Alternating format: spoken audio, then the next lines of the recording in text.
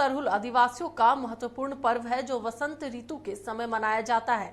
यह पर्व झारखंड समेत कई अन्य प्रदेशों में भी मनाया जाता है। रांची के हरमू सरना स्थल में आज विशेष पूजा की गई, जहां काफी संख्या में महिलाएं, पुरुष, बच्चे जुटे हैं।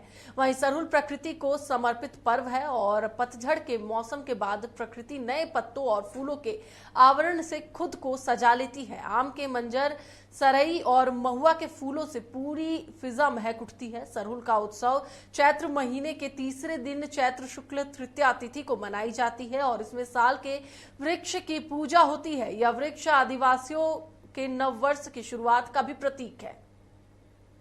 मोजा के तमाम टोला के सभी सरना धर्मावलंबी माता पिता, भाई बहन, छोटे छोटे बच्चे बच्चियां सारे लोग यहाँ उपस्थित हैं। पाहन बाबा की अगुवाई में हम लोग पूजा कर रहे हैं। तो ये मुख्य पूजा हुआ जिसमें कि हम लोग जिसके पूजा के लिए हम लोग एक दिन पहले से हम लोग उपवास में हैं। कल उपवास का दिन था। उपवास के दिन हम लोग जैसे खकड़ा मछली पकड़ने का नेक किया जाता है और शाम में जो है हमारे पाहन बाबा के द्वारा घड़े में पानी इस सरना में रखा जाता है, जिसको अभी पूजा के पश्चात उसको देखा जाएगा और देखने के बाद उससे पूर्वानुमान किया जाएगा वर्षा का, कि इस वर्ष किस तरह का बारिश होगा।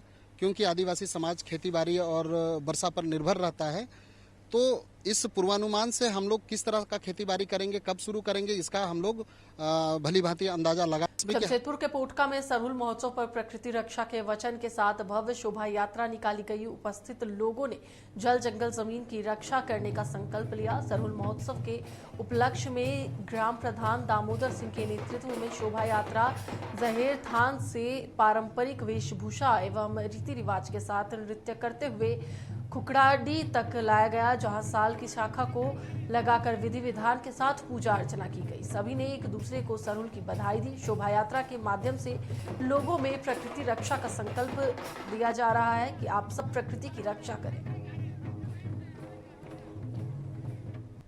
और उन्हीं प्राकृतिक संसाधनों का उपयोग का एक ऋणी आज के दिन सरहुल अर्थात बहा के रूप में वह प्रकृति को पूजता है।